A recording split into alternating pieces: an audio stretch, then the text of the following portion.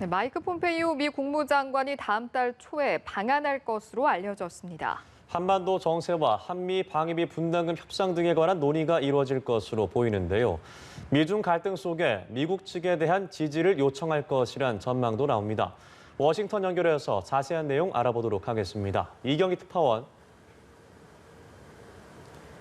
네, 정부 소식통은 마이크 폼페이오 미 국무장관이 내달 초 방한할 것으로 안다며 10월 7일부터 1박 2일 일정이 유력하다고 밝혔습니다. 스가 요시히데 일본 신임 총리를 만나러 일본에 들르는 상황에서 한국도 방문하는 것으로 알려지고 있는데요. 폼페이오 장관의 단독 방한은 2018년 10월 이후 2년 만입니다. 폼페이오 장관은 자신의 카운터파트인 강경화 외교부 장관과 회담하고 문재인 대통령도 예방할 것으로 보입니다. 한미 외교장관 회담에서는 방위비 분담금 협상을 비롯한 한미 동맹 현안이 두루 논의될 것으로 예상되는데요. 일각에선 이번 방안이 미중 갈등 상황 속에 한국의 협조를 요청하는 데 초점이 맞춰질 것이란 전망도 나옵니다. 한 소식통은 이번 방안이 미중 간 갈등 상황에서 한국을 끌어들이려는 목적으로 보인다고 말했는데요.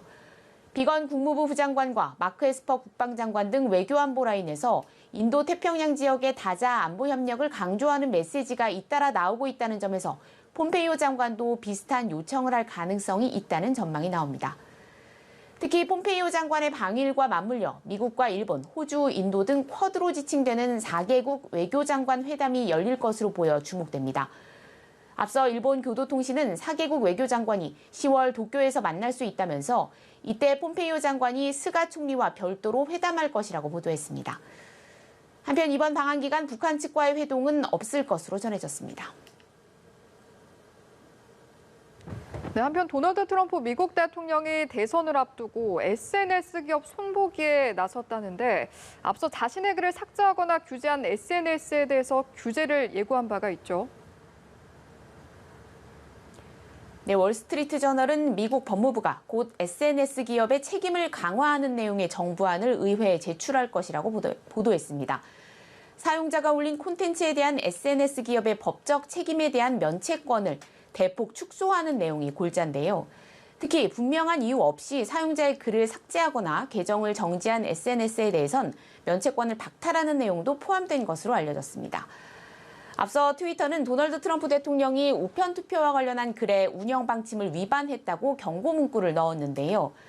트위터 측은 투표와 관련한 불법 행위나 무효표로 이어질 수 있는 행위를 권하는 트윗을 과도할 정도로 제한하고 있다고 방침을 밝혔습니다. 그러자 트럼프 대통령은 언론의 자유 억압을 용납하지 않을 것이라며 강력하게 규제할 뜻을 내비쳤고 오늘 같은 규제 조치를 예고한 바 있습니다. 트럼프 대통령 측은 사용자 글을 검열하는 SNS는 콘텐츠 편집 행위를 하는 것이기 때문에 저는 단순한 정보통신 서비스 제공자로 볼 수 없고 당연히 면책 특권도 인정할 수 없다고 주장해 왔는데요. 법무부가 마련한 정부안에도 이 같은 논리가 반영됐습니다. 지금까지 워싱턴에서 전해드렸습니다.